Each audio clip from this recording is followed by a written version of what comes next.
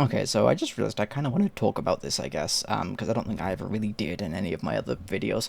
And I'm gonna do it over this fight. Number one, because it's actually a pretty good example of it, and number two, because I already have it open in my editing software and I'm incredibly lazy.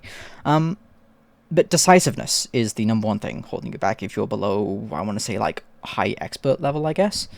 And the reason I say this is because if you're a lower level player, you will invariably notice if you record yourself and watch yourself fight that you'll have a lot of times where you're sitting with your cursor just idling somewhere on the screen for half a second to second while you are trying to make a decision.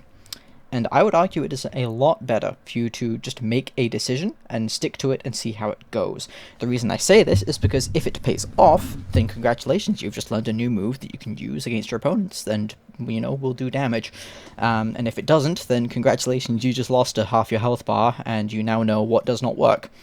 And through process of elimination, you can, if you let yourself make mistakes, because this is what indecisiveness is really, is it's not letting yourself make a mistake in Snub PvP. But if you let yourself make mistakes, you will learn a lot faster what not to do. And you'll also learn a lot faster what to do. And then eventually you'll be able to start applying this to different players, like, versus Chills, I'll sit and I'll shoot him a lot more, versus Cobalt, I'll move more, etc. You can start learning how to fly against particular players, not even just in general, and you can start, that's where Snub PvP really becomes quite beautiful, actually.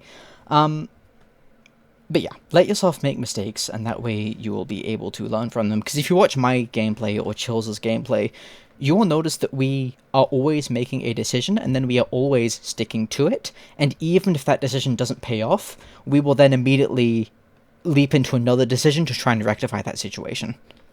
We will very rarely be sitting, like, not idling, but, like, effectively sitting on the afterburner key going, oh, what do we do? Because that's not really, that doesn't get you anywhere in a fight. It lets your opponent get position on you and whatever, but it also doesn't mean, it also means that you can't figure out what's working in a fight and what's not working, which I guess is really the gist of this video, and I'm saying the same thing over and over again. But yeah, I hope that's helpful.